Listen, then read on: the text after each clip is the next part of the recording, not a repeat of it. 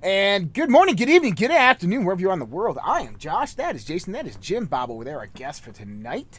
This is Conversations on the Fringe. This is where we talk about the weird, the wacky, the unusual, the conspiratorial, all those things that go bump in the night, the paranormal, UFOs, conspiracy theories. We talk about the New World Order. We talk about it all, occultism, anything that you're thinking about, spirituality, comparative religion. I don't even know where to even begin because we can talk about anything, all the way down to the fundamentals of consciousness itself. Tonight we are joined by JimBob OvalShorts, his second appearance on the Redpill project, back again after a long hiatus. JimBob, what's up, man? How you doing? How you doing, guys? Hanging in over here myself. Awesome, man. Well, firstly, congratulations. You just had a new child, right? I did about 4 months ago. That's kind of where I've been and why I've been so quiet. Well, congratulations on that, man. It's great to bring life into the world. Always. It's kind of hard to do that right now during this tumultuous time in our history, but I commend you for doing that, Hey, you gotta. It's easier to raise a new generation to change the world than it is to try to change a man in his current stance. That's right, man. And so, we were talking a little bit about your TikTok channel. For everybody that doesn't know, JimBob's got a highly successful TikTok channel out there. He's got some really awesome stuff. I'm going to pull it up for you so we can check this out, and we're going to link it up there. The mod should be putting this out there for you. I'll also throw this out there for you. I like your TikTok channel because you know what you do is you don't sit there and explain things too much. You ask questions and you make people inquire. And that's the incredible thing is you're out there pushing people to inquire about what this might be or what that might be. And I think that's... I figure if I share information that I find, because a lot of times you get everything leaned one direction or the other. Yep. But if you look, there's information out there on the same discussion from both sides. Right. And if you can come up with the questions that aren't answered in either one of their discussions, that's how you can start catching attention, because that's usually where the true information's hidden, because it's always in front of your face. It's just, double talk. There's a lot of double talk on either side. Right. And one thing that he does is he will look at a conspiracy theory. He'll look at some piece of news, of narrative, whatever it might be, from from the World Economic Forum to Agenda 2030 to, I saw Ted Gunderson up there, and that's a name that probably isn't very familiar with everybody out there because Ted Gunderson was killed in 2011 through arsenic poisoning. So to give everybody a little brief understanding is Pizzagate as you know it, the whole satanic regime of Hollywood, the whole understanding of Satanism within Washington, D.C.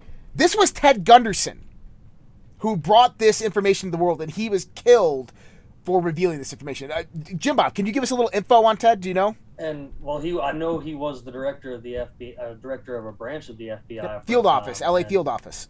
And when he come out and retired, he just started, whistleblowing on things like the JFK assassination and just terrorism in general, and saying that the CIA and the FBI and Hollywood and Washington were all involved together in this crazy satanic pedophile type, not just insanity, like things that would just blow your mind because you're like, no, that's just a movie, or that's just crazy conspiracy made up stuff. But this guy's like, no, I've seen it firsthand, and this is what's going on, and this is what they're doing.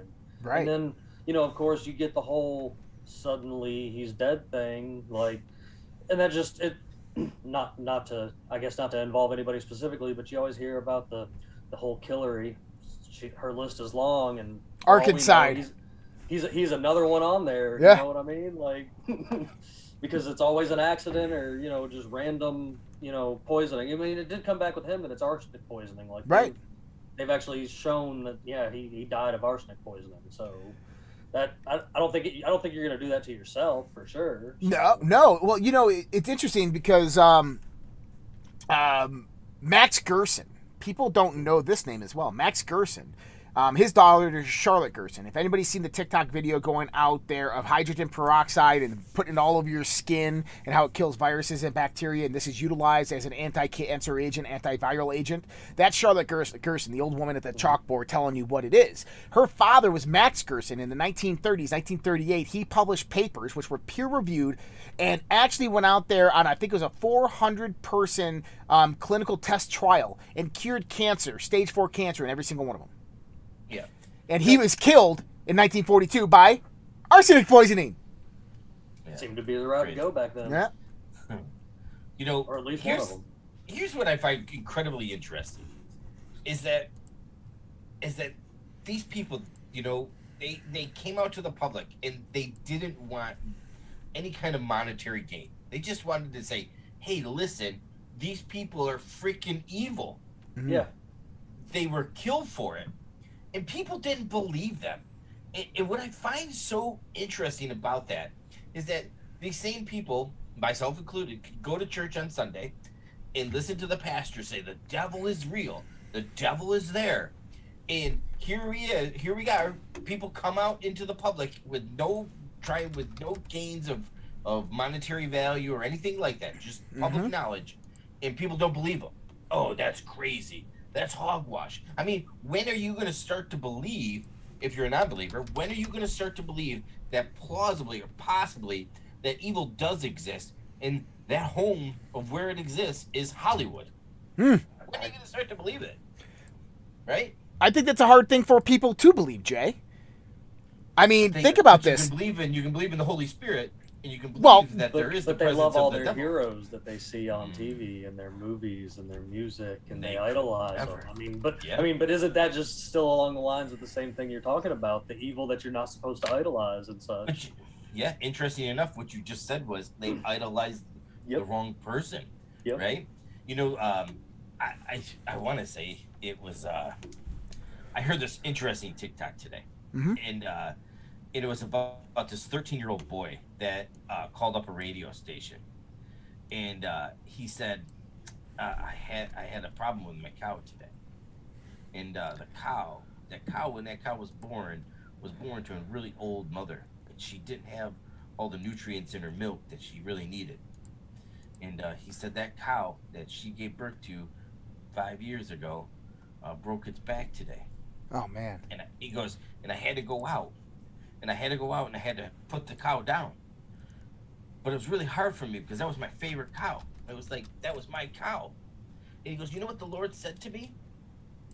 He said, the Lord said to me, he said, don't worry, son. I know how you feel. I had to give up my son too. And it was like so heart moving. Like this 13-year-old kid just got it, right? And I'm not trying to turn this into a religious note, but here it is, this 13-year-old kid, he just gets it. He understands that there's the presence of good and there's the presence of evil within this world. And yet, here we are as adults that we you know, we're worshiping the wrong people, you know? We're taking generals and things like that, and we're naming ships after them. That's wrong. Even our saints shouldn't be looked at and worshipped like that, right? Well, and even in naming people, you've also got, you know, like the symbolism everywhere, like not only with the actors and musicians and such, and even politicians, but like in animations on Disney or Nickelodeon or even Netflix, like they're putting symbolism, like the little symbols from the Pizzagate type stuff, or like, you know, even the Ted Gunderson stuff. Like he talked about all this stuff way back then too, because his stuff was in the late 90s that he was coming out about this stuff, I believe. When he started coming out about most of it. So, and I mean, that's in reality, that's forever ago now compared to where we are. Well, think about, you know, something even more radical of a theory is not Bill Cooper, but what was his name? Man, now it's going to be on the tip of my tongue. He built the DUMBs, the deep underground military bases. And I did a video on him a long time ago too. I know Phil Snyder. Snyder. Yeah, Phil Snyder. Yeah. You know, Phil Snyder. Like, you know, his story is so radical. But then he's found dead in a hotel room after he tells people they're coming to kill me right? Yeah. And he was Yeah. choked by his own oxygen tube, or no, his own catheter tube. They said he killed himself in a hotel room with his own catheter tube. Who does that? You got a catheter hooked up, and you're gonna, and he just sits there in his wheelchair and strangles himself in his. No, you can't do that. He was murdered. Well, all right, and then you're gonna get in like that. You know, like even Chris Cornell, and then that fella from Linkin Park. Chester Linkin Bennington. Park. So we had Natalie Dave and Paul Walker all working together on you know that film about. So actually, I want to talk about that. So we had Natalie Denise on the show, and she's a massive researcher into this. She's actually doing the documentary on Chester Bennington and Chris Cornell, and she said that there is some evidence to say that they were involved in it, but there's no substantiation of that evidence. So there's rumors and there's talks, there's emails and stuff like that, but there's nothing to say that they actually supported it, and that was the reason they were killed. But she definitely understands that they were killed for those reasons. Yeah, right. Yeah. Like they're like I'm not saying that depression isn't real, but I'm also not saying that it just seems like some of these musicians and even actors just suddenly up and going, like, and a lot of them being strange suicides, you know, hanging yourself on a closet doorknob or something. Like who does that? Like it just it makes you quite, to me anyway, it makes you there's got to be other factors and reason to look around anyway. Like even you can even go back into like the wrestling world when Chris Benoit killed his family and then killed himself. The way they found him is physically impossible for a human being to do that to himself, right. Roid rage or not. Like, there's question there on how he hung himself on that weight machine. Like, it just doesn't add up. Nope. But why? Why would he, you know, what did he see? What did he know? What did he come across? What did he question to end up that way? You know, sometimes I suspect that sometimes I suspect, this is what I suspect. I'll tell you what I suspect. I believe that they sell their souls to the devil, and with that, they are given options, and those options are sacrifice a family member. So I want you to go in, and I want you to start looking at athletes, superstar athletes, and look at them. Michael Jordan. They've lost brothers, sisters, mothers, fathers. Okay, and Jennifer Hudson. Yep. Cher. Okay. Jimmy Page. Eric Clapton. Yep. I mean, the list goes on. You look at this. It's a statistical improbability. These people are 1% of the population, and yet they all have one thing in common, that they have these tragedies behind them. It's statistically impossible. Like, Josh and I are brothers, and we know you. You know, right? We've had deaths in the family, things like that, but not tragedies like where, you know, we've all lost kids, right? Statistically, it would be impossible for 5,000 people in our group to have all lost kids, right? It just doesn't make sense. And so when you start to look at it, so they either sacrifice themselves, and I think when they sacrifice themselves, they get the 27 age club. Remember all the people that died at 27? Yep. Jim River Morrison, Phoenix. Amy Winehouse. Yep. Why? Jimi Hendrix. Yep. To me, that's the selfless part, right? Like, they don't want to be selfish to be famous.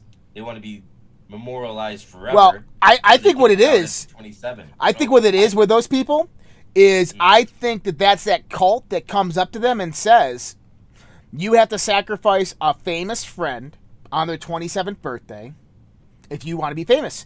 Johnny Depp's best friend was River Phoenix. He was the owner of what was it called? The whatchamacallit? The bar. Yeah, the bar that River Phoenix had an overdose at. And Johnny Depp's career exploded after that. Yep. So you saying Sandler took out Farley? I mean, that's interesting. That's an interest. Wow. Yeah, because he did blow up right after there. Wow. Yep. Did Jim Belushi take out Dan Belushi, or did Dan Aykroyd? Dan Aykroyd now. Dan Aykroyd. He had a bigger career. Yeah, Viper Room. The Viper Room. The Viper Room. So Kurt Cobain. Cake. Yeah. That band blew donkey balls. Well, Kurt Cobain dies and she blows up. Well, also look at Dave Grohl. Dave Grohl. He was the drummer. Yeah. And look at the career he made for himself, and everybody else in Nirvana is nothing. Ever. Yep. So what about Winehouse? Who did Winehouse? Who would have done that to Winehouse, though? Okay, I think this is where you can get into actor-based reality. Winehouse and Lady Gaga are the same person. Mm. Ooh. They just kill off an ego or kill off a character and become someone else. Interesting. So, like in the actor-based reality, I've even seen where Jimi Hendrix went on to become Morgan Freeman. Like they get pretty wild with it, even into presidents like Jimmy Carter Jimmy Carter was just John F. Kennedy. Like they didn't actually kill Kennedy, and he went on to become Jimmy Carter. what's this one? Yeah, the actor-based reality. It's like there's tons of characters that have played other characters throughout history. Uh-huh. And like one of the biggest one, of course, would be JFK wasn't actually assassinated. His actor was, and the guy that played JFK and his wife went on to become Jimmy Carter and his wife years later, and they were older version. And I've even seen computer like where they match up the teeth, the ears, the eyes. That's and, like, crazy. everything. Like, and they look like they're the same person. It's wow. Like it's a could be. You never know really, because again, with this 1% of these one group, 1% of 1% of people. Yeah. Like, So how does all this weird stuff happen? interesting enough, one of Amy Winehouse's best friends was Britney Spears. Right. Okay. But look at her life. I mean, wasn't she Yeah. sacrificed? Maybe that's why her dad did that to her, was to protect her. Who knows? I mean, I don't think so. But Natalie Wood. Who was on that boat? I don't know. Tell me about it. You don't know. What happened to Natalie Wood? You don't know about Natalie Wood? No. What happened All there? right, so Natalie Wood is on. This is old school. This is old school, but listen to who she's with. So on the boat is her husband and Robert Wagner and Christopher Walken. it's Christopher Watkins. More cowbell. More cowbell. Who becomes incredibly famous? Not Wagner. Well, Wagner already was at that time. Wagner's he's fizzled out. Watkins has had this really nice, steady, boy, man. And they've always said that Wagner was the one that killed her because they got in a fight. Yep. I always He suspected pushed her that off. Watkins- I remember that. I always suspected that Watkins killed her because she wouldn't sleep with him. Yeah. Interesting. Think about it. If I was on a cruise, if I was on my yacht with my wife, I wouldn't be having some guy solo kicking around. Yeah. Well, I mean, and then you've got all these people that have come out and said that there's things going on there, and it just gets brushed under the rug, like the Coreys, and then like that Bella, I can't think of her name. Well, then you had Elijah Wood. Elijah Wood, the Coreys. Crews, Yep. even saying, and like, but then it just like fizzles out, and you don't hear anything about it again, or you get some of the higher ups, like was it Streisand made fun of Terry Crews for coming out about stuff about it or whatever? Like, it's just like, really, like, how ridiculous can that be? Well, I think it's been under our nose the whole time. Think about this, and this is, I know this is going to hurt some people, but everybody knows about the understanding of Tom Hanks, right? I think Tom Hanks, by the way, is a phenomenal actor, but I do think that later in his career, he kind of went that route. But the movie Big. Yeah. Think about the storyline of the movie Big. A 13-year-old boy sleeps with a 40-year-old woman. It's fucking pedophilia. Yeah. It doesn't sum up Hollywood right there. 100%. It doesn't matter if he's in a 30-year-old body. He's still a 13-year-old boy. And that's really all over everything. Like, if you really, you're really paying attention in Hollywood, like, you looking at the ages and stuff of these characters that they have, like, throughout things and these love stories with these characters, even like the Disney princess stories, like most of these Disney princesses are all over 16 years old, 16, 14, they're not even 18 years old. And they're having these gigantic romantic love stories, and you're just like, why? Shouldn't they be being kids? Like, well, think about that is the not just a tragedy associated with the Mickey Mouse Club, Right. but the mass amount of trauma and abuse that came from that. Think about Justin Timberlake right now. Did you see the last music video that he put out called Supplies? No, I don't know. Oh my freaking goodness. You need to go watch this right. movie, this new music video. I did a private decoding of it, of what it really meant symbolically, like satanically symbolically. And what it represented was a transition, the birth of the Antichrist, Satan, whatever you want to call it, the rising of that being who destroys humanity and basically destroys the earth and gives birth to the new age that is a desolate earth of destruction. And at the end, only the children were left. And you have Justin Timberlake in this like wasteland, in this desert wasteland, saying, we got to bring our supplies, and his supplies are the kids. So his supplies were the kids that he was bringing with him for sacrifice to the god of the new age. It's sickening. I mean, there's always been a lot of heavy symbolism in music videos now. Like that's like I've seen a lot of like breakdowns of music videos throughout the years. Like that's definitely a place. There's a bunch of stuff like just even in their live performances and such. Like it's always like a ritual of sorts almost. Like going back to I keep seeing, what was it, the 2012 Super Bowl halftime show or whatever, where they had all the beds and the demons jumping between beds. Yeah. Were they nurses or something with masks on? Yeah, nurses with masks and hospital beds running around. Yep. Like just it's the predictive programming. Like they're always like, oh, the Simpsons did it, and it's like, yeah, because they're just trying to put your mind. I don't know what you know about predictive programming. That'll come out of MK Ultra. Like that's it's like it's putting it in your mind so that it's already there. So when it does happen, you just kind of brushed it off. Like you're so numb to it already because you've been seeing it already. And there's a lot of that. Like the TV is a military weapon. Like, right. There's no doubt in my mind. Philo Farnsworth. You know who Philo Farnsworth is? I do.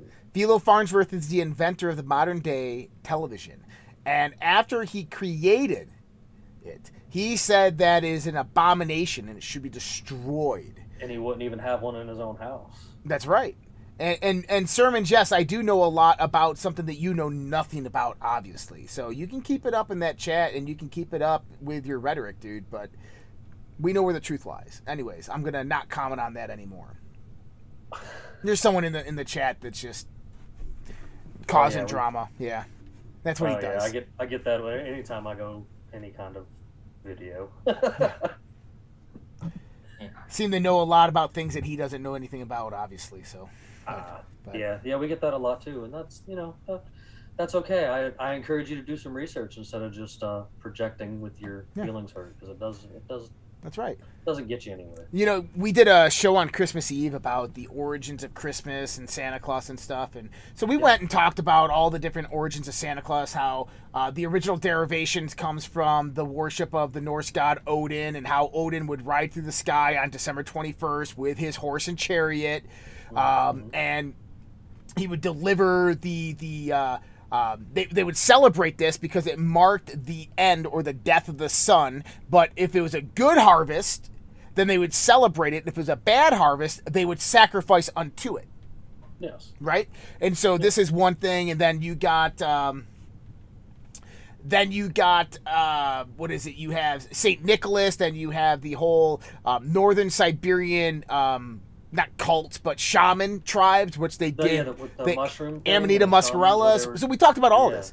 And I had someone commenting on one of my videos like, you guys are morons. You have no idea what you're talking about. It was St. Nicholas, period. And that's all it was. And it's like, you have to understand that there's a broader tradition that's being done here. And that's the thing is... You believe in the fairy tales, That's right. Man. You believe in the fairy tales. Everybody's on this. Most of the modern world's all on this Greco-Roman brainwashed MK Ultra vibe, because modern schooling hasn't taught us anything. So people that don't venture out and go look into things, like I know you guys both have, and I have myself too, you never find any of this stuff. Like you just use Google without any kind of, you let what Google bring you what Google wants to bring you instead of actually getting online and searching. you guys are old enough as well to remember when the internet wasn't as censored. You could go out there and type in something and find loads and days worth of things to watch and listen to and read. Like, I'm sure. Yeah, and the thing is I went back to that person and I was kind of crass, but I'm like, listen, if you limit yourself to only one variation of truth, one perspective of truth, one understanding, you're never going to learn, you're never going to grow, you're never going to evolve, you're never going to expand beyond it.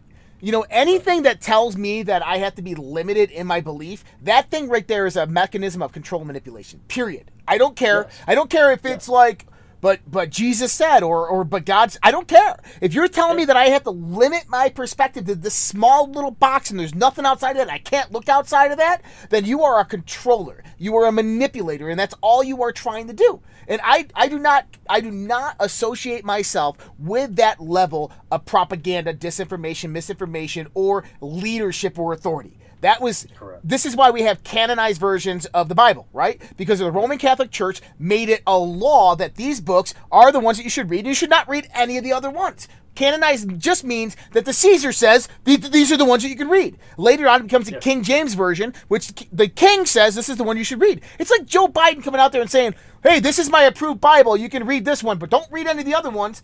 And then everybody else out there going, yeah, you can't read those other ones because the king said so or Caesar said so. You know what I say? Fuck you. Like, seriously. It's funny you say that. When I was a kid, I had a church, because I grew up mostly in the South, and they're Southern Baptist. And I had a church tell me that I walked in one day going with a friend, and I had pierced ears because I was kind of a young punk, and I had a New International Version of the Bible or whatever. Yeah. And that pastor looked at me and told me I was going to hell for those two items, and I walked out and was like, I got to find new religion because this stuff don't work.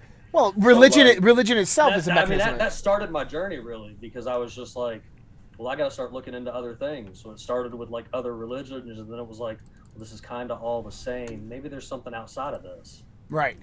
Right. Like, interestingly enough, right, if God forgives you for all of your sins and you had those ear piercings, why wouldn't he forgive you? Man, them old world, they call them primitive Southern Baptist. Mm-hmm.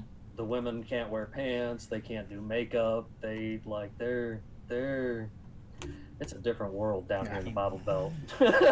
So, it's interesting. I'm just going to comment on this and then we'll move on. And look, I'm not saying I absolutely 100% believe in Jesus. Christianity is awesome. I absolutely love it. Yeah, But people have to understand this. His sermons just said God has inspired canonization. He said I was wrong. Guess what?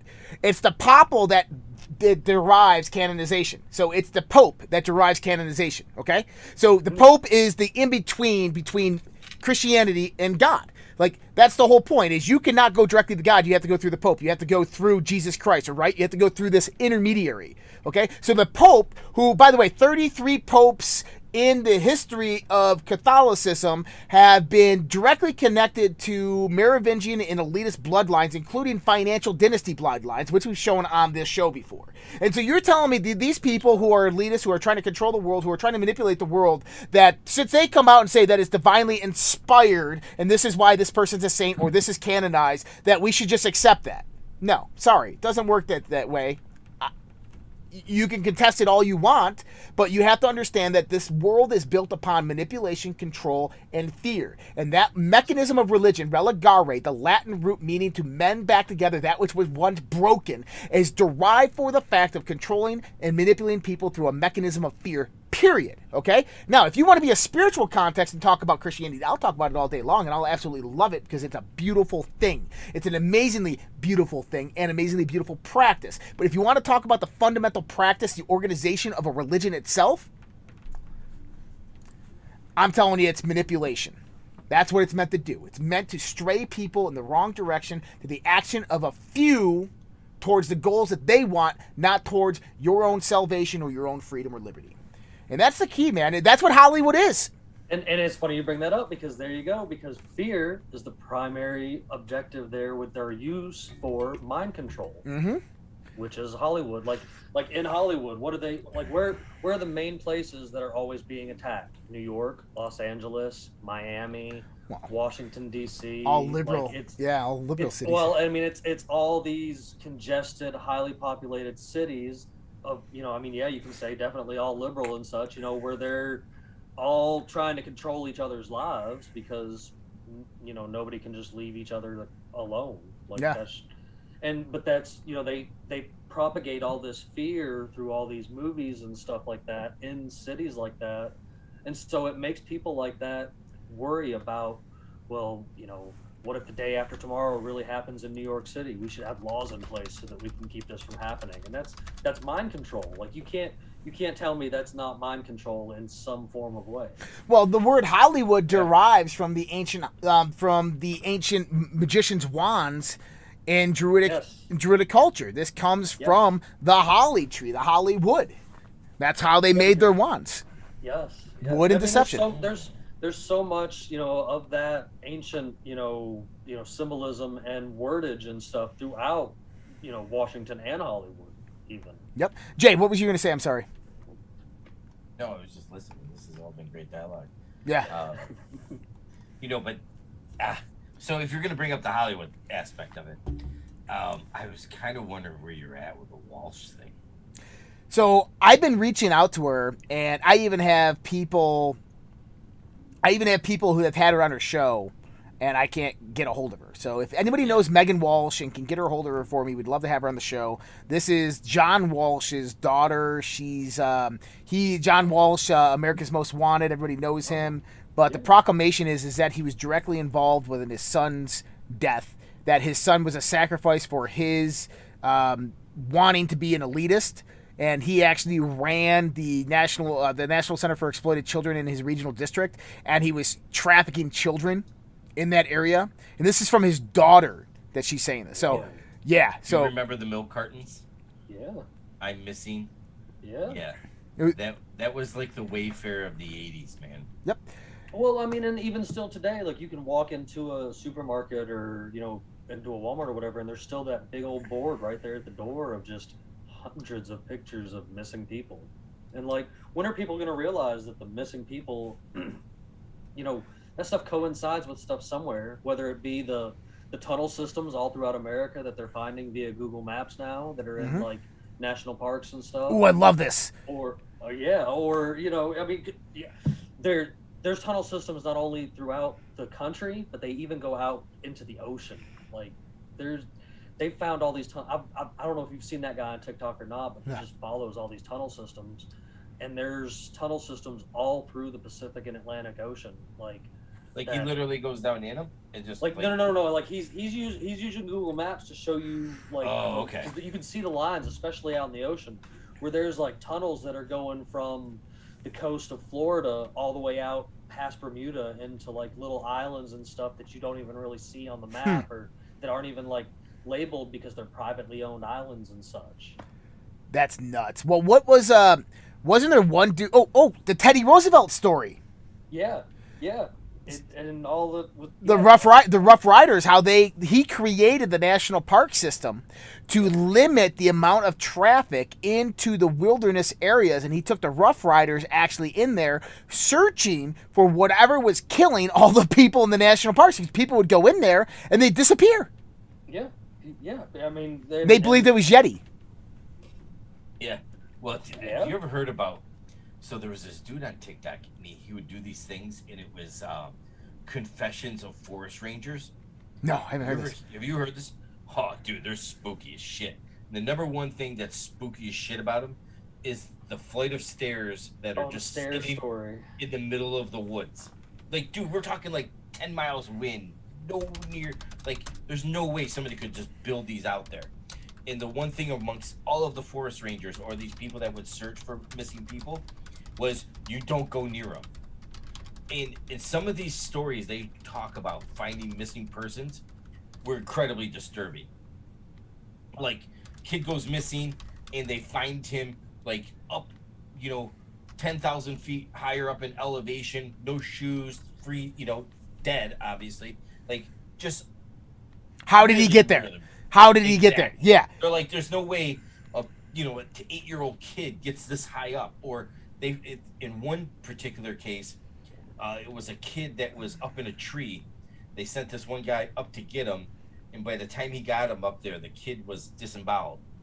And he basically looked like he was dropped from space onto the top of this tree, and that's how he got up there. Yeah. And he's like, none of this makes sense. Well, and then you go, you mentioned Yeti, and then you go into like other ancient cultures and stuff, and other things, skinwalkers and stuff like that out there in the night. Ant-Men. And like, you know, we're told that all of that stuff is just made up, but then like you said, they closed down the national forest where you ain't supposed to be walking around out there at night, or these parks, and they've made them parks or whatever, and you can't go wander into certain areas of them. How come? Like, what's really out there? What are you hiding from us? Like, I personally, I'll say that there's some, I guess you could call it magic. Like, it's real to an extent. There's stuff out there that's truly unexplainable. So what's lost out there that, you know? I think that a lot of it, you know, comes from our hidden history, our secret history, and Absolutely. You know, from a perspective, is magic is simply something in the universe, a process in the universe that we probably just don't understand if we want to accompany it to what magic is. But maybe that kid that fell down on top of that mountain, maybe he was astral projecting and he was flying all over the earth, and then all of a sudden he was living it so much, he believed it so much, he manifested actually there. Right? Like, maybe that's what happened. Who sure. freaking Like, knows, right? I'm big. I love that astral projection stuff. Like, you know, I've looked a lot of that stuff. Like, there's some interesting stuff out there, and especially when you start. Have you ever done it? It's in scary. a sense, to the point that I've actually talked to people that there's been people from TikTok that I can tell you I've talked to in my dreams, and there are people that have talked about the astral projection and stuff, and I assume that's what I'm doing. Like, you know what I'm saying? Like, because I can sit here and remember a conversation with this person, and I've never actually sat in a room with them physically in my life. So that's the only explanation I have, is that it was an astral projection type deal. Yeah. Because I've like I've done a couple of videos about the astral projection, and there's it's gonna make me think on it for a second, but it's supposed to be like a Baba Muro? almost like a library that's, you know. Oh, the Akashic Records. Yes, that's it. That's the word. Yeah. My brain couldn't, you know. I've read a couple books on the Akashic Records stuff. Like, that stuff's really. I enjoy that kind of stuff. You know what I'm saying? Like, that's. So it's. I totally believe there's another dimension, you know, between our visible reality, because we're all just vibrating light slowed down. So. Interesting theory, right? And what if our DNA was actually making a multi-dimensional thread through time and space, and that what that Akashic Records actually was the interconnectivity of all past lives, of all future lives, of all lives together, and the interaction of all DNAs, basically vibrational pattern, because the energy is neither created nor destroyed, which means that my vibration of my DNA is kind of strung through time and space. And so what if we were just, basically what we're doing is we're getting ourselves into this vibrational state where we're matching this temporal vibration of what energy was like 10,000 years ago, and we're understanding the context of information that was in existence at that time. Sure. And then even like, you know, like they've even said that your consciousness, you know, like leaves or whatever when the body dies. Like this, the whole past life things, like you could have been just keep going. You know what I'm saying? Like when you die, the light you're seeing is you being born again. Yep. Because that consciousness continues through another life to experience another you know, whether it be a human life hardship, or you finally get to graduate to being some kind of animal, if you want to get into like the Hindu thoughts of it or whatever, you know, like I wouldn't mind coming back as a cat. They got it made pretty easy. I mean, yeah.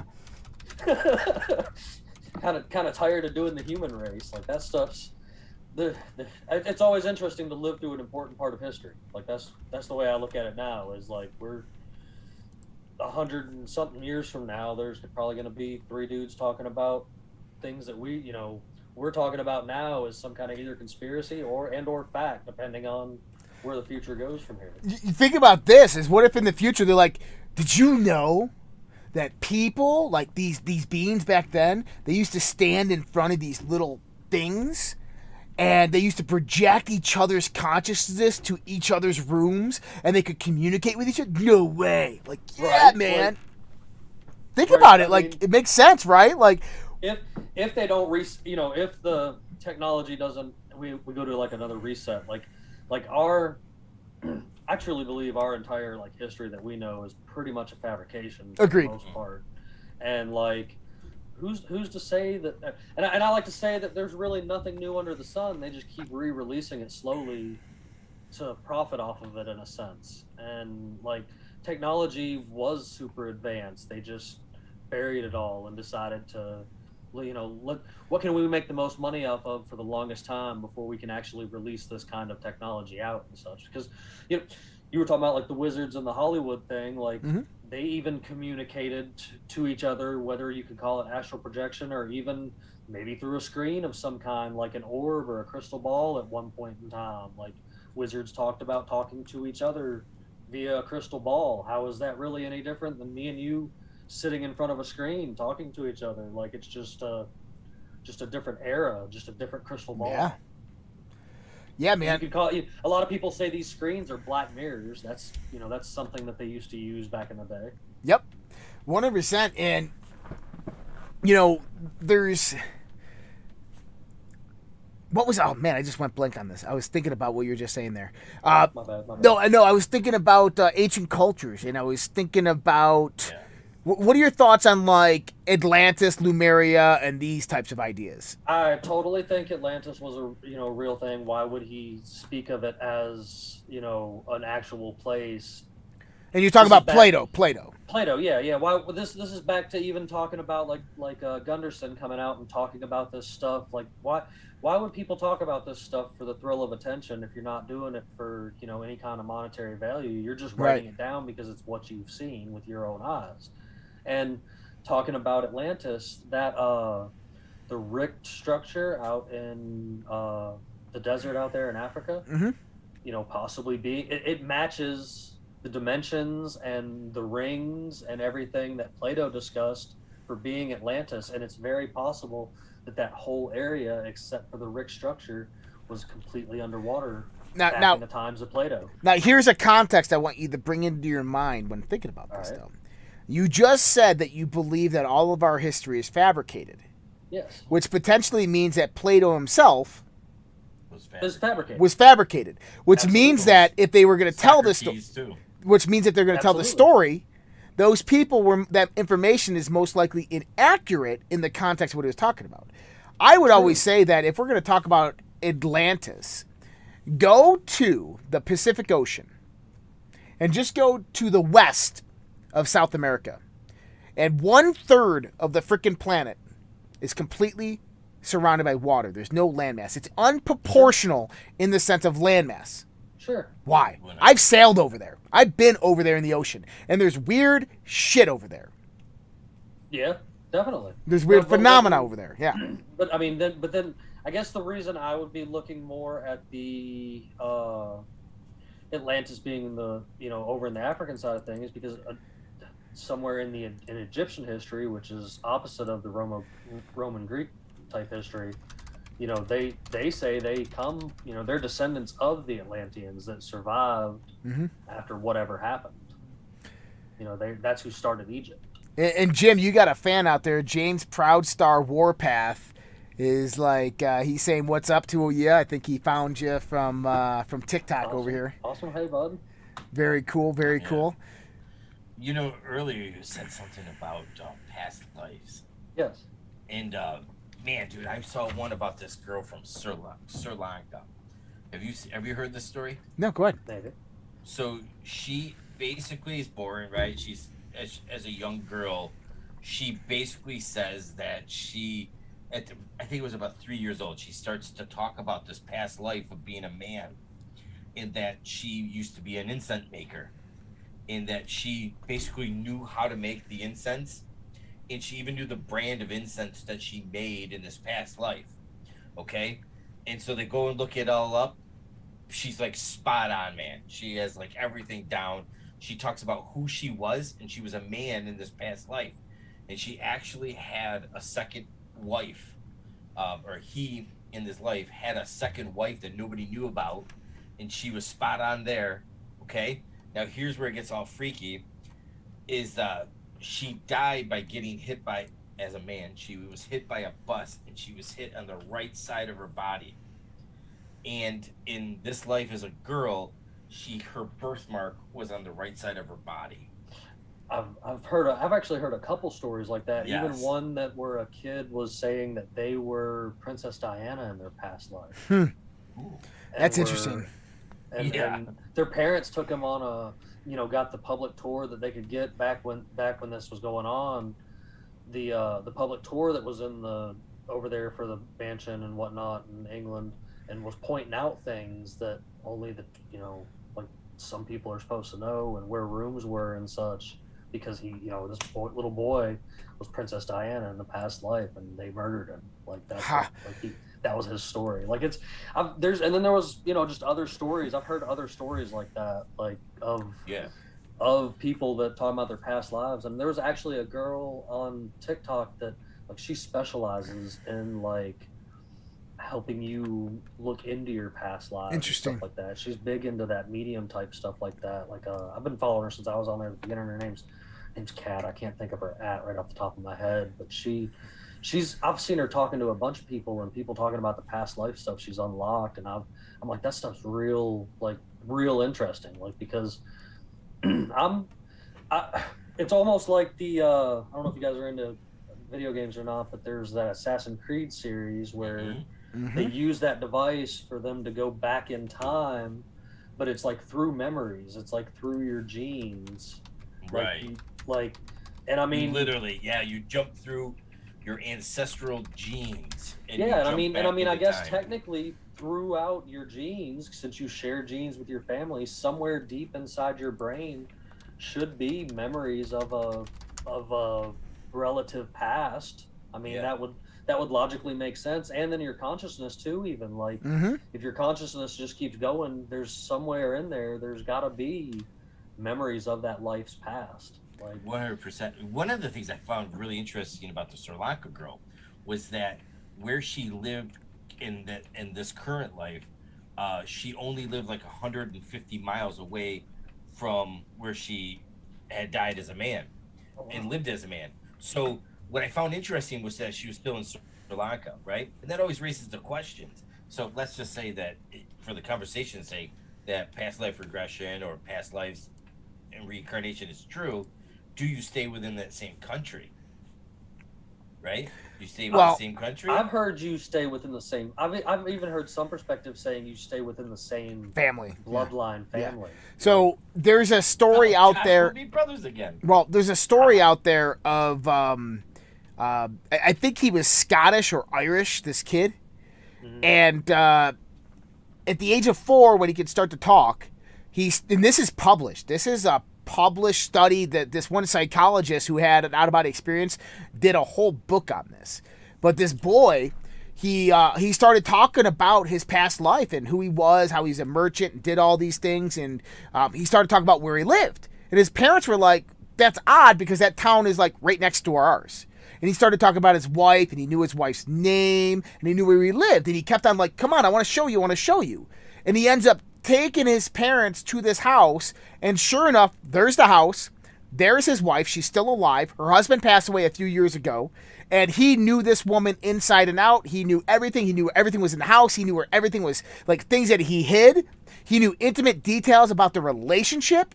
He actually lived with the woman up until the age of 10 years of age, until he started to forget his past life, because they say as you grow older you start to forget it. Yeah. But it was 100% confirmed that this kid had a past life. So, I 100% legitimately believe in him. I've had too many experiences in my life to say otherwise.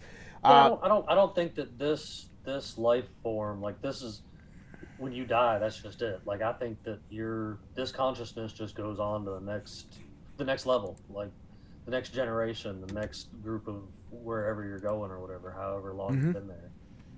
Because the world changes. The world changes so much in 100 years, and now they say modern medicine has made life longer here, but I say show me proof of that, because you can go back and look at all these different people throughout the ages, and the ages don't match up. Like, you've got people that are living to be 80 and 90 years old, and there wasn't blood pressure pills. Yeah. You know what I'm saying? And now you've got people that at 70 years old or 50 years old. Shit. Well, I mean, yeah, even 50 years old. But I'm saying, 50 years old. I met a fella today, actually. He's like 62, and he's on X number of pills because he can barely do anything since he had such a rough younger life or whatever. And I'm just like, I don't want that. Like, yeah. Well, the older generation would laugh at you. I try to keep as fit as possible and eat as right as possible because I don't want to, I'll keep going as long as I can, but like I drag refrigerators around currently. Yeah. So I mean, I take that as a good workout because I'm gonna tell you what, dragging refrigerators around is not an easy go-to all day. So have you ever heard the Tartaria theory? Yes, actually, I've met a lady via the internet that I've talked to and actually helped run a group on Facebook, who said she is the descendant of a Tartarian princess or king or whatever. Like her grandmother was a princess, and she would have been something eventually too. And she lives on a farm out in like one of those Castans or whatever, right out there, and I've actually talked to her on the phone a few times. Like, she's a very interesting lady and has some really interesting perspective and stories. What does she say about Tartaria? Like, she says that like, she talks about how that was real and everybody was, there was the advanced technology and stuff, and the free electricity and the being able to communicate from far distances, and people lived more in harmony, like individually, like we all wish, I guess, we could, instead of just always at each other's throats. And like, an interesting thing I learned from her is that the story of Genghis Khan we all know isn't true, because he was a great ruler of Tartaria and such. Like, he wasn't the one trying to take everything over. It was the current people in charge that, the people from Mars. Yeah, that have been trying to erase their history and make it as if they never existed, and the world that they've told us is the only world that exists. So did you know that the Chinese built the Great Wall, right? And she says that the Tartarians built it. That's right. And if you look at the guard posts are on the inside facing China, not facing the outside. You are right. It's the opposite. Right. And so that parts of it are older than the story that China claims. Like, there's parts of it that have been untouched in so long, and the carbon dating or whatever puts them at hundreds of years older than what they claim they were built at. That's right. And so it's interesting. And my friend Max Egan talks about this a lot, and he talks about how the population of the Earth during Tartaria was 300 billion. And that what happened is they killed everybody off except for the young. The mud flood. The mud flood, but the mud flood was really an analogy for genocide. A great reset. A great reset. Great reset. There was a bunch of stuff go on there. And we were invaded by someone or something, a parasite, whether, it's like Adam and Eve in the ejecting of Cain out of Eden, right? Yeah. And what they do, different species of humans come out into that too, when you start talking about giants and even Cain goes, God, but what will they do to me? Right? These are the only people on Earth. These are God's creation. The only people on Earth are Adam and Eve and Adam's family, Cain, Abel, and all these people. So what is Cain talking about? Where's the city of Yod? Who the hell is in the city of Yod? So maybe this is what we're talking about in Tartaria, is that there was this other civilization or this other branch of humanity or something, Neanderthal and Dissonians, who knows, that lived here, or maybe Martians who ruined and destroyed their planet through nuclear holocaust and came here, brought technology, lied to us, and then produced genocide. This is actually a really prominent story in the New Age community, that there was a very, very primitive, not primitive, but very, very young spiritual civilization here on Earth during these times, and that they were very highly technologically and spiritually advanced. Telecommunication, all this stuff, telekinesis, so forth. Have you ever heard of Moses? Tutmosis, so Akhenaten's son. And it said that he had banished one of his father's creations, which were like another form of man, to like interesting. The Europa. He banished him to the Europa Mountains, and the Russians actually have a similar Exodus story for like their beginning. Yeah, interesting. And Tutmosis banished them to this, to the Europa Mountains because they were killing, they were just wild men basically. Yeah. And almost like Neanderthal type men. And the stories I've read with that, and I found this through some Tartaria stuff and some of the Moorish type stuff, is that like they started like, in their world, they started becoming kings and stuff of like Europe and England and Germany or whatever, and they were just trying to take over, and they're the ones who tried to take over the world to the current state that it is now. Like the same ones that got Exodus out ended up leading to become the ones that used the pen to defeat the rest of the world, because of course the pen is mightier than the sword. Yeah, they undermined humanity. Go ahead, Jay. Yes. As you were saying that, it made me think, right, as they go through this stage, that's the Dark Ages. Right. They come out of this stage, that's the Renaissance, right? The revitalization of the world. Holy shit. Right, exactly. Like they went on this whole quest, taking Christianity over with the Crusades and such, like a lot of the world was Islamic, because if you even go back to Timbuktu and such, when he bankrupted on his trip to Egypt, I can't think of his name off the top of my head.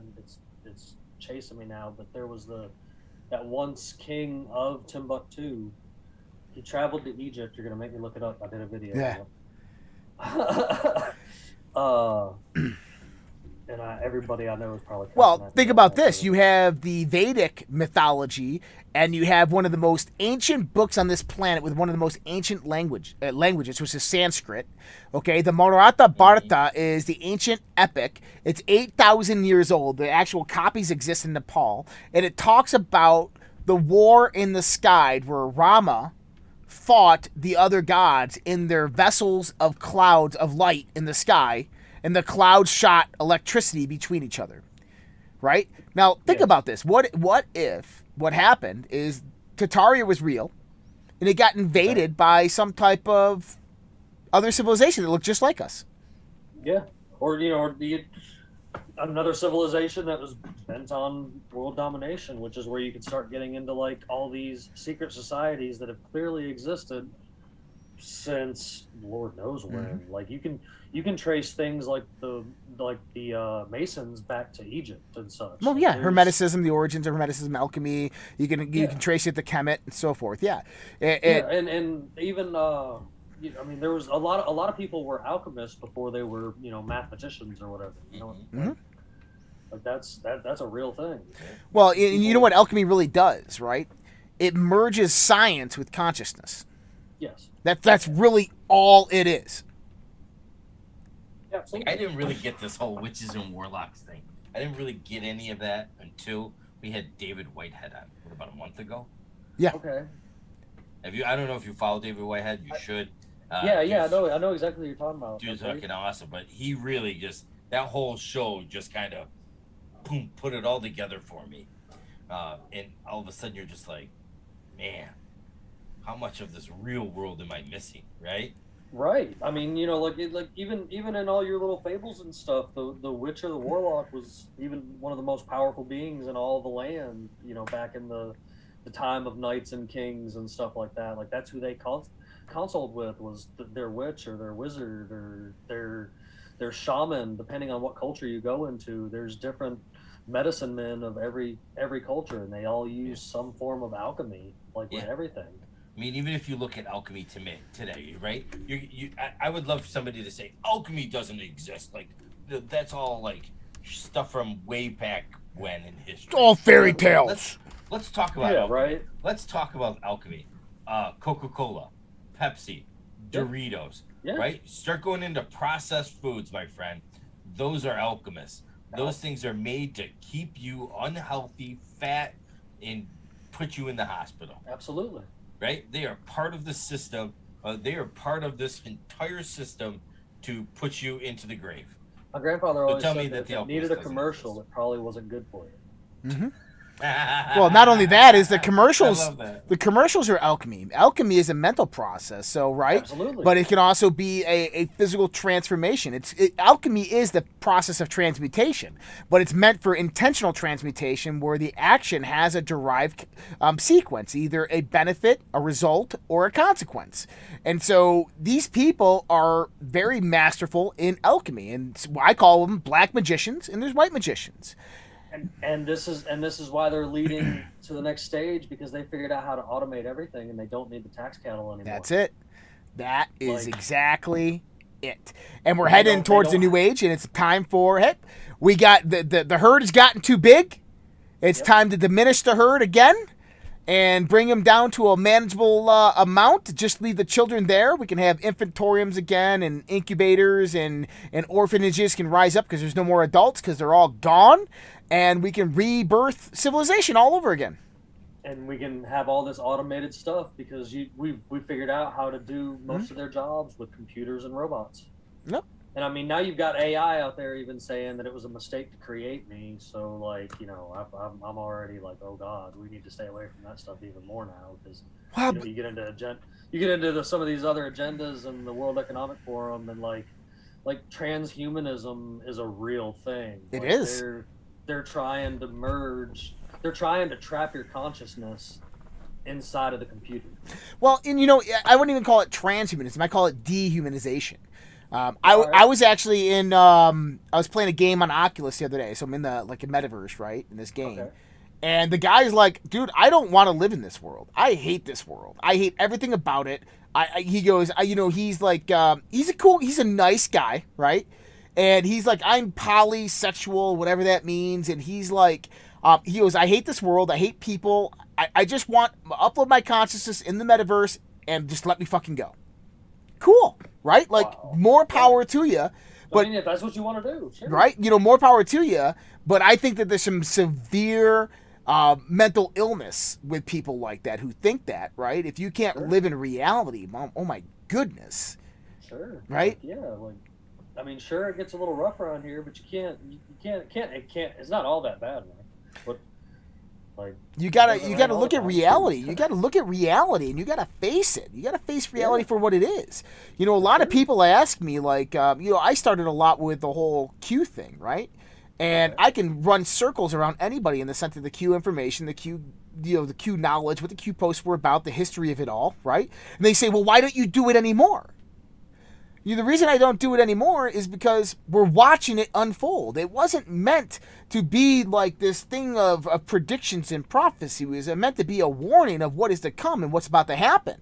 And it was meant to be a guide for what we need to do. We need to rise up and unite as people. That's what it was meant to be. And that's what we are doing now. It's not meant to be this thing where we continuously go back and look at it and read it like scripture. It's not meant to be something that we look at as like a religion or a cult. And some people, that's what they do, because that's the mental illness, I guess, that their mind is organized around, that produces that level of obsession, and it's not meant for that. Modern American society, for sure, has created that brainwashing effect. Agreed. Everybody has that TV screen inside of their house, or that radio station playing in their ear all day while they're at work. With them specific tuned tunes, that's why there's so much. I think modern society is why there's so much mental illness. I agree. It's just so. Well, I think one of the reasons is information overload. Definitely that. I don't think that people have enough time to stop and listen to silence. People don't have enough time to stop and listen to their inner dialogue, their inner knowledge, to sit and just listen to silence, to listen to nothingness, to listen to their inner guidance, their inner self. There's no time for that. I mean, think about this. I mean, I was talking about this the other day with TikTok, right? TikTok has a set algorithm that basically induces a set of endorphins within you that trances you, that puts you in a trance state that just go bloop, bloop, bloop, right? All technology is like this. So our whole world around us, right?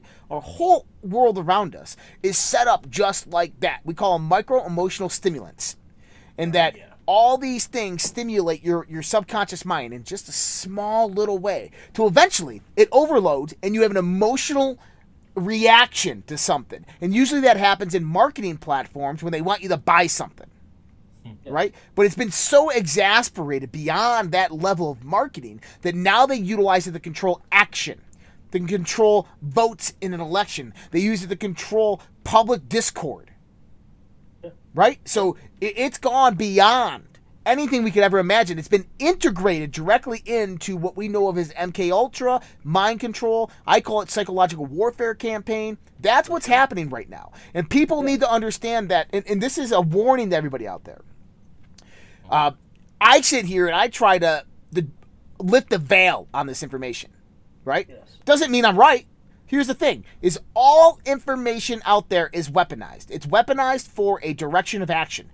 If someone is trying to tell you something, they're doing it because they want some type of action to come about from it. They want some type of meaning or context or whatever to come about. They want some result or consequence to come from it, which means that if you want to think for 1 minute that the evil in this world, if you believe that this is Satan's world, that the evil in this world has not infiltrated all the good and all the bad, you're nuts. If you want to think that Christianity is not infiltrated, if you want to think that the government's not infiltrated, if you want to think that Islam and Buddhism and all these things are not infiltrated, you're nuts, because they are. Absolutely. And all of it's culted up. Like, I mean, it's like each individual thing has become like its own cult. Like, it, especially on the online front, you're talking about, the weaponized warfare. Like the internet, the social media experience is a double-edged sword. It is. It can be used for good, but it is totally, popularly used for an agenda. Like, there is absolutely an agenda behind it that's been at play and been, like, legally at play even through double-talk laws for years, because, it's okay to feed propaganda to people, because why not? We're trying to get them to buy as much of this and stay dependent on this and that, or, as long as they're in control and you're having to do it from them, then they're in control. Like, that's why people like myself, I guess, are such an enemy. Like, shoot, I harvested a hog about 2 months ago. I've got a freezer full still, and I've given away almost half of it. Like, a 300-pound hog goes a long way. Yeah. And so you're self-sustainable, right? So you're off the grid, not 100%, right? But like, I try to do as much as I can for myself, like by myself. Like, I don't hesitate to do my own food and such like that. And like, I'm big about reusing things. Like, you might see it as trash, but I see that old filing cabinet as a smoker that I can get about a year's use out of. I love that. You can smoke a great ham inside of a filing cabinet. Like, Interesting, isn't it crazy to think about? I was watching this Stargate SG-1 episode one time, and it's this one where this ancient. So if you know the Stargate SG-1 saga, you have the ancients, which are the builders of the Stargate, and they've ascended to a different level of consciousness, but a few of them still kind of guide humanity because humanity's their children. And there's this one that follows Sam Carter back, and he's in her house, and he takes physical form, and he can't go back to the ascended world. He takes physical form to be with her. And he realizes that he can't stay there on Earth, that the government's going to get him because she works for the government, right? And so he's in her basement, and he's building a Stargate in her basement out of just household, like, appliances, toasters and stuff, a microwave. And she's down there. She goes, "What are you doing?" He goes, "Well, I'm building a way out of here." And he goes, "Humans, you guys have no idea how wasteful you are with your technology and how much stuff is sitting right in front of you. How useful the things that are right in front of you, and how the secrets and mysteries of the universe are waiting to be unlocked in the simple things that you have right in front of you." How profound. I'm going to give you a prime example of this. I bought a case of paper towels, okay, for my job or for work, okay? All of a sudden today they're like, "We're out of paper towels." And I'm like, how the F are you out of paper towels? I just bought paper towels, right? This is why. because they wash their hands. They take a paper towel and they dry their hands with like 5 paper towels, and then they throw it in the garbage. And I'm like, no, you just dried your hands off. Like, we can dry those off and use that to, like do wipe off caulk. There's so many things you can do with that. Wipe off a table. Wipe off. Well, right, but you're in construction, so there's just because it's a little wet doesn't mean it's ruined. Like it just blows me away. Or when you're like you're wiping your caulking and stuff, you gotta wipe it off. Yep. You need something to wipe it into.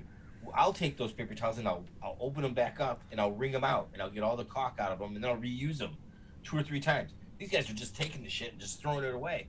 What are you doing? Like, yep. Younger kids live in a different.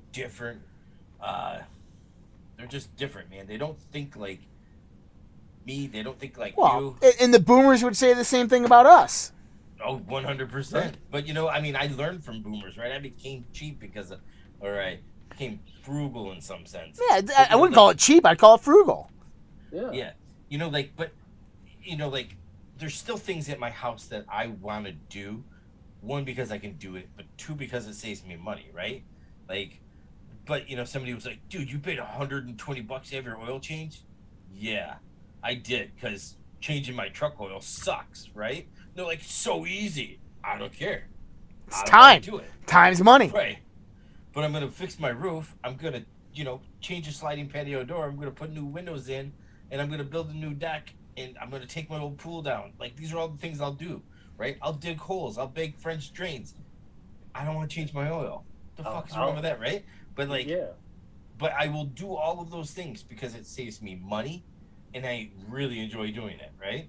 So right, I mean, for the most part, I actually, I'll do, I guess with the car stuff, I will do and know how to do a lot of the stuff myself, but I currently need a CV axle on my van. I'm totally going to pay a mechanic friend of mine to do it because I don't feel like getting underneath the car, and it's kind of cold outside right now. And you know what?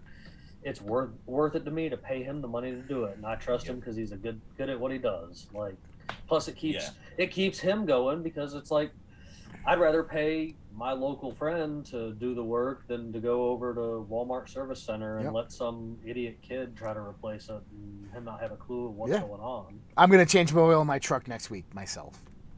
I mean, now the oil I'll do all myself. Yeah. Like, I mean, I don't mind. I've done CV axles in the past, and they're well, I look at it like this: is that you know what?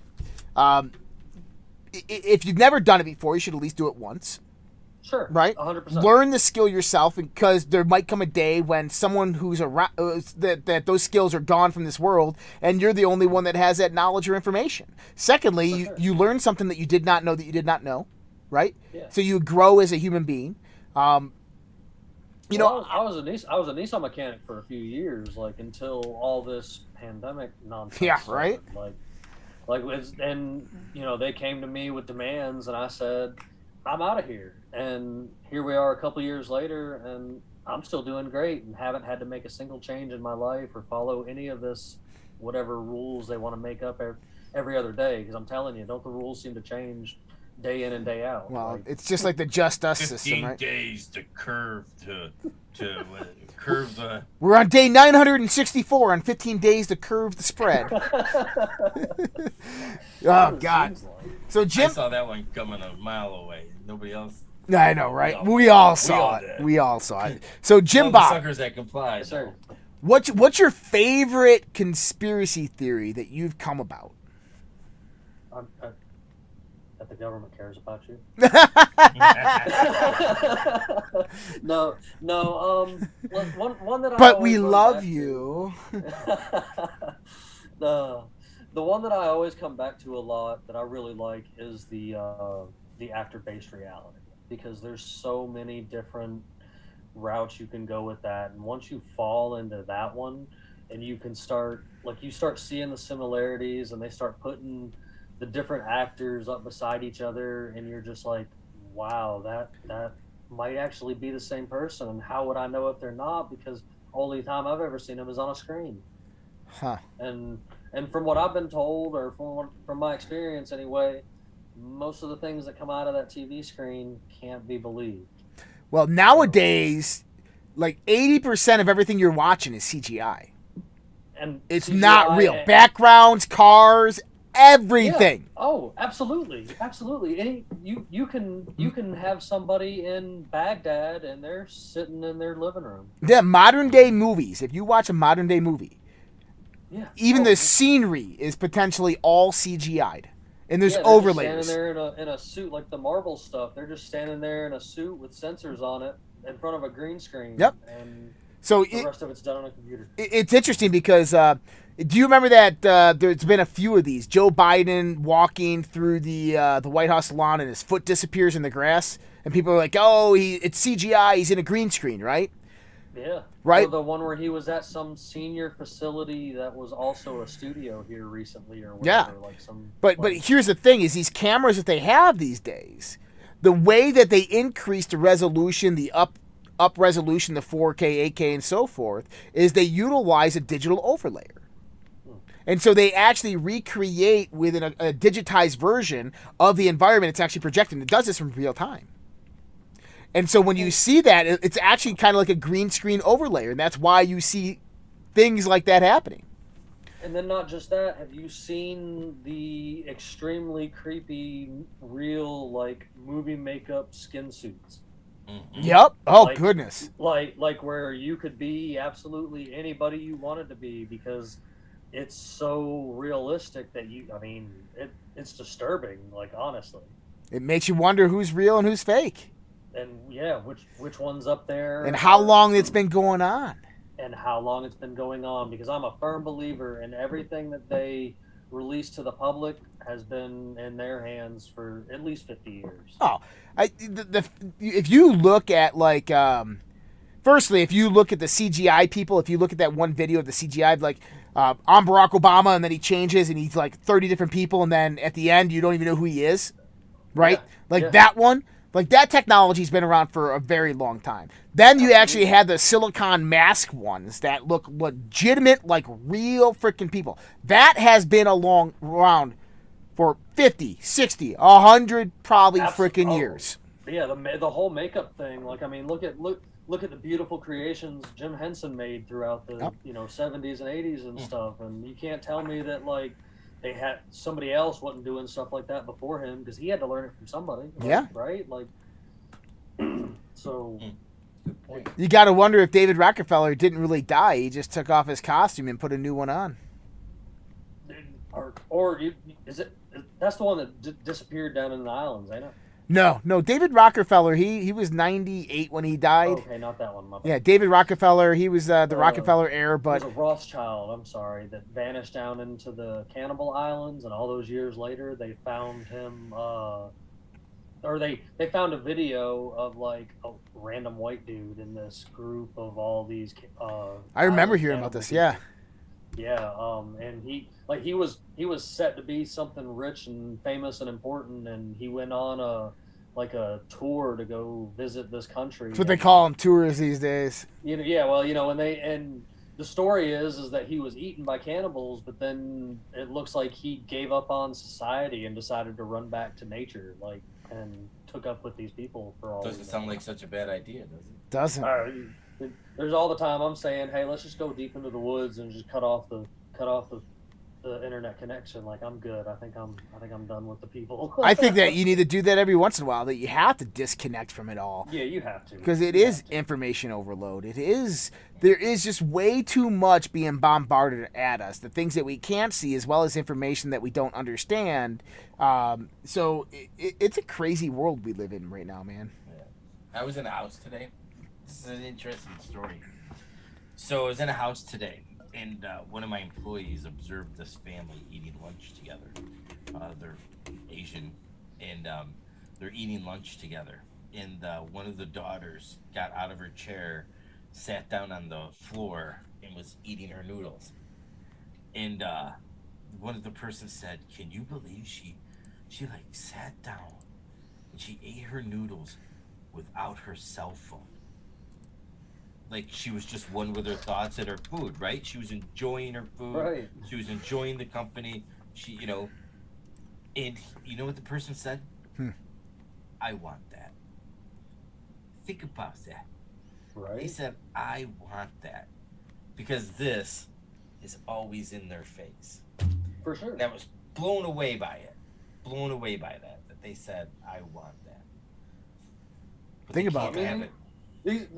These things have become like literally everything. Like they replace so much stuff, and like even at work, I'm not on my phone because sometimes I need a GPS or I've got to call a customer or something, or take photographs of something for the shop or whatnot. Like it's everything, and it's crazy how a little black device controls the world. Well, think about this. Everybody's worried about the mark of the beast, worried about injectable RFID chips or computer and around in your pocket. You already have it. You have it all right here. Voluntarily. You walk around with what you're scared of them injecting into your body in your freaking hand. And if I said, hey, that thing's evil, get rid of it, you'd laugh at me. Yeah, well, and see, like, I'm not a big fan of things like the camera systems in your house that are connected to the outside sources. Like, if it's a closed system for yourself, cool. But like, you've got these ones that can be monitored by say ADT. Your house is monitored by ADT, and you've got cameras all over the house. I will not do that. Tell me that somebody can't hack that and get into those cameras. Because any camera connected to the internet can be connected to from the other side. Yeah, I got a non-networked system inside my house, all coaxial hardwired to a server. It's an offline server. Something like that. You're smart. You know what you're doing with it. But I see people gladly sign up to have the Comcast, security system around their house. Oh, it doesn't do anything. It doesn't do anything. I'm just like, what are you doing? You're just giving them a direct view into your house. How about this? If let's say that you have Comcast's security system, right? You know what all I need to do? You know that little box that sits at some of the edges of some streets, and before you go into a neighborhood that connects all the cable? Yep. All you do is you go in there and you just smash that thing. You take out their internet, and now their security system doesn't work. Yeah, all the sensors are done, offline. Yep. Nobody's going to get notified. No police, no emergency, nothing. Nothing. It's the fail in the Comcast. That's why ADT and all them have the cell backup. Yeah. Right? But if the electricity goes out... they got battery backups, right? Yeah, they do. I mean, I don't know. I'm old school when it comes to home security. Me too. Right? I mean, and everybody in the house is trained in it, and there's usually somebody here, one way or the other. So yeah, that's the way I look at it. Like, I mean, even with all the farm animals and stuff like that, there's usually somebody here at the house, and if you're on the other side of the gate, unwelcomed, I've even had the county out here tell me, I'd rather come out here and see a mess that you got to clean up than have to do paperwork of having to deal with anybody. Right?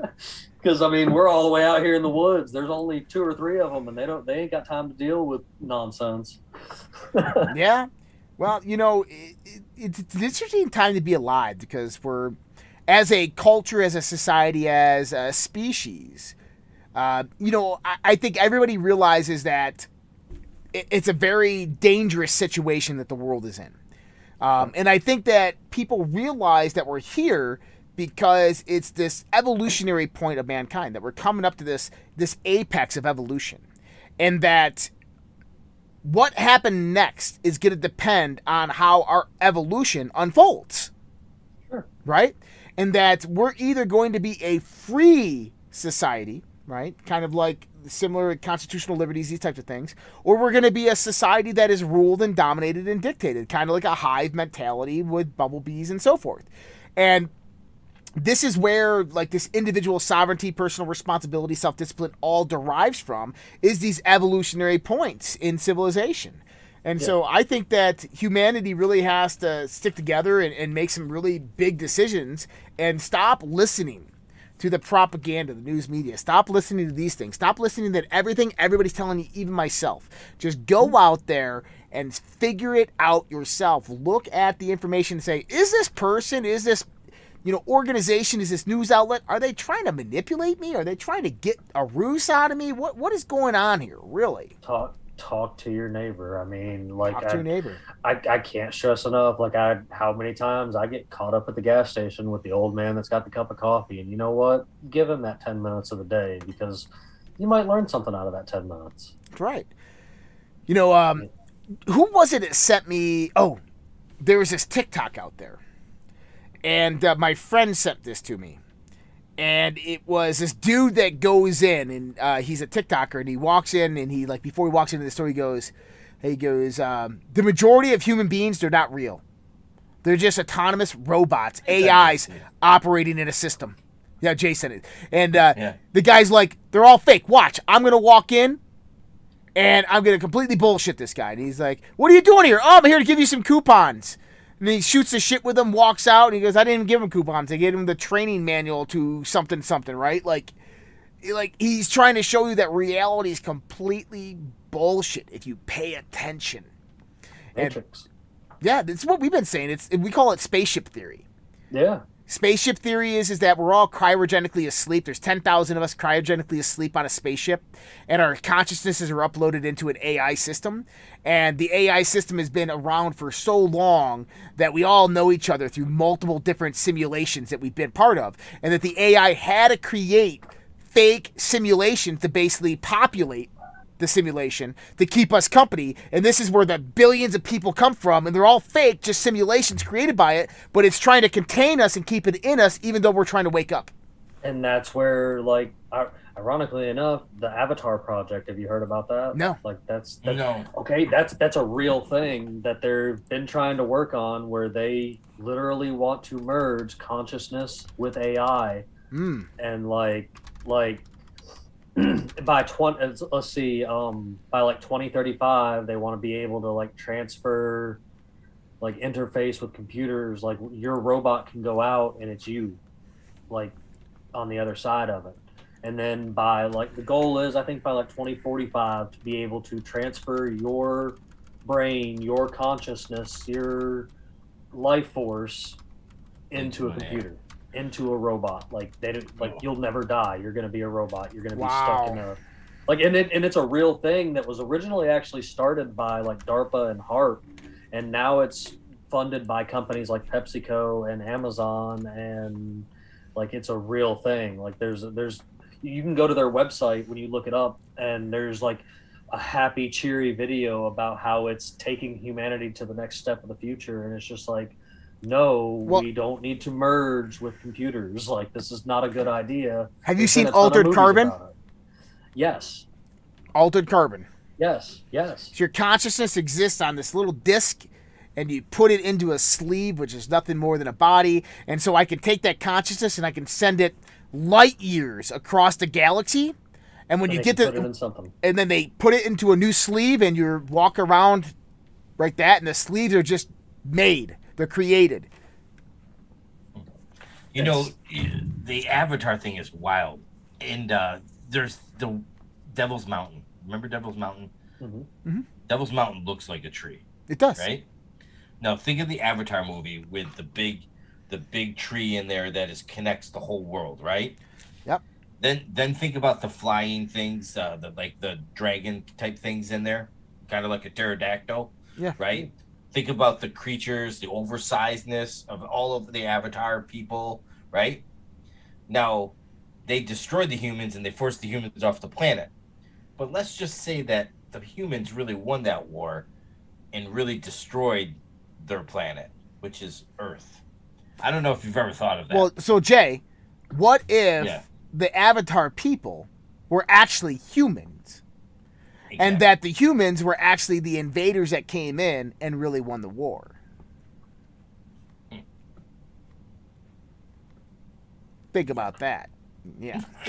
Well, I mean, there's proof out there with, like, there's proof out there that there was multiple species of humanoid, like humans, like, and then now they're all generally the same. Yeah, Like, Neanderthal, Dawsonia, and so forth, and they have the inner forest theory that modern day humans evolved in the inner forest. This is why they're smaller. They don't have the same muscle texture, but they became smarter because they ate brains and organ meats, and it was a higher energy potential. And then they learned to hunt way better, became strategically sound to kill off the Dawsonians and the Neanderthals. Sure. But then you get into other stuff where you see, you know, like the ancient cultures and hidden stuff when it comes to even things like, you know, not little people like, say, we would know the people that have dwarfism or whatever today, but like actual like little people like elves or what they would consider elves or dwarves, and you know, like talking about like Tolkien and how his stories that, you know, the dwarves were Middle Earth, like all of Europe and stuff like that were the different races. There was, you know, the Norwegians were like the elves, and like the Irish and Scottish were like the dwarves, and the Europeans were man, and there was giants, and there was orc type people, you know, just like all kinds of different, his stories come from things he read in basements of libraries that no longer exist, and writings that probably no longer exist on top of that. Let alone if they do exist, they're at the bottom of the Vatican, and we'll never see them. Yeah, we will one day. Yeah, I mean, that would be great. I would love to, man. I'd love to get lost in that archive. And all that information is right here in front of you. It's in the ether. It's right there for you to just reach out and grab. You just have to focus your mind on what it is that you want to learn. Yes. Yep. Yes. Oh, yeah. And I mean, and I say don't ever give up on it though. Like, keep going after it, because there's so much out there to learn. Yeah. Like, I know the overload is a real thing, but at a certain point, I guess it becomes humbling, and you get to a point where you kind of look back on the rest of them, and you encourage it, but you're not trying to force it on them, because you don't want them to have to deal with the insanity either. Right. Like, I mean, because it'll drive you mad. Absolutely, it'll drive you mad, especially when you've been doing it for years. 100%. Man, JimBob OvalShorts, man. Very awesome talk with you tonight, man. I can't wait. For people out there, JimBob will definitely be back with us in the Redpill Project. We'll have some announcements here, hopefully next week, about that and how JimBob is going to be on the Redpill Project. You can find him at the links that we've been putting out there on Pilled. You should see his link right there. In all the other chats, right there is JimBob's link on TikTok. Please go on over there and follow him. If you are new to this site and you're just watching us here, wherever you are at, please subscribe, hit that bell notification button. Definitely like and comment and share this content and get it out there to help support us. If you did not know, we also have a website, redpills.tv. Please go on over there and subscribe. That helps us keep you updated with everything that's going on. And we do have a private social network called socialredpill.com. The best way to find that is go to redpills.tv/social, and you can sign up there if you want to support us. There are subscription programs, but if you don't, you can just join a free subscription there. And tonight, right after this show, we're going to Fringe After Dark, which is our subscription show. But if the subscription side, if you want to join in the Zoom, you have to have the subscription. But on YouTube, the link will be shared on the Social Red Pill in about 10 minutes. We'll be going live on there in 30 minutes from now on YouTube, and that is open to everybody on the Social Red Pill tonight. It'll just be one of the last times for that. So if you want to join in on Fringe After Dark, just let us know, and we're going to post a link on Social Red Pill. It'll be in there. Everybody will get a notification in their email if you are on the Social Red Pill, because I'm going to be sending it out. So you'll see that on YouTube if you're the Master Patron and above and so forth, and you have the Zoom link. You can join us in Zoom. And so we look forward to seeing you guys there. We'll be back in 30 minutes with Fringe After Dark. JimBob, thank you so much for joining us tonight. Everybody else, much love, respect. God bless you guys. Take care. We'll see you guys later.